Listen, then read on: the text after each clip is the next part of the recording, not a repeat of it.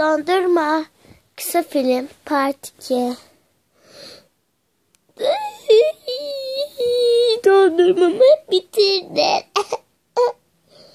Ay niye ağlıyorsun? Git alsana.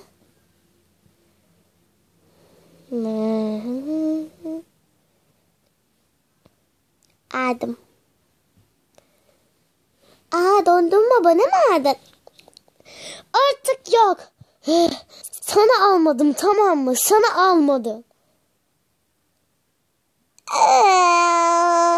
Hayır ağlama.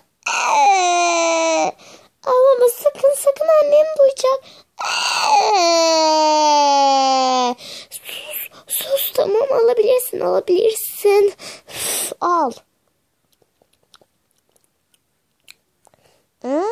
Çilekli. En sevdiğim. Benim de. Tamam.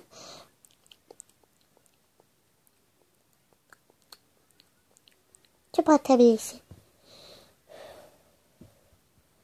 Şimdi kendi dondurma alabilirsin ablacığım. Benim karnım doydu.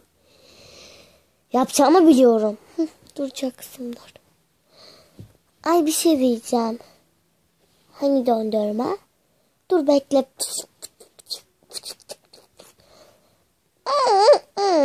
İyice bantladım ağzını işte.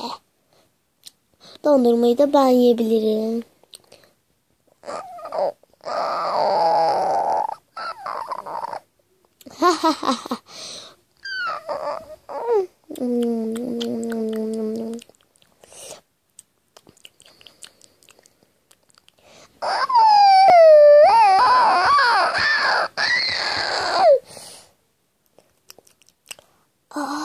Çilekli en sevdiğim.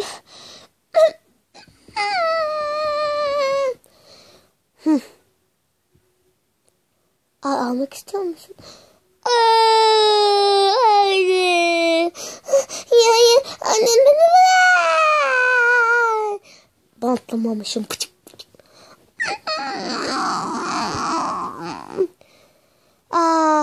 Bence sen dinlenmelisin.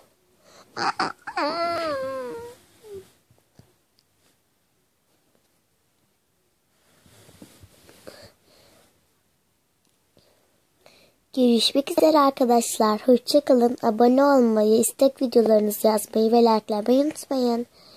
Görüşmek üzere. Hoşça kalın. Tamam gel vereceğim.